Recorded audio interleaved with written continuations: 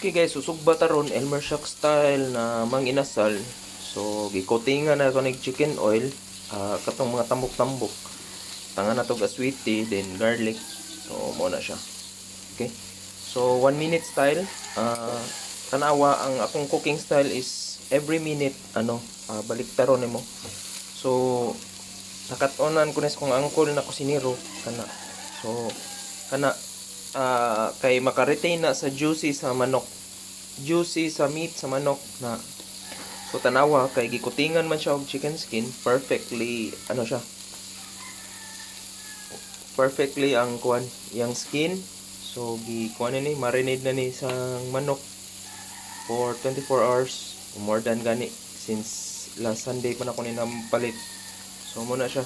So another minute coming. So kuha na sad, bali na sad ta. So muna style guys. Elmer Shocks cooks. Bye bye.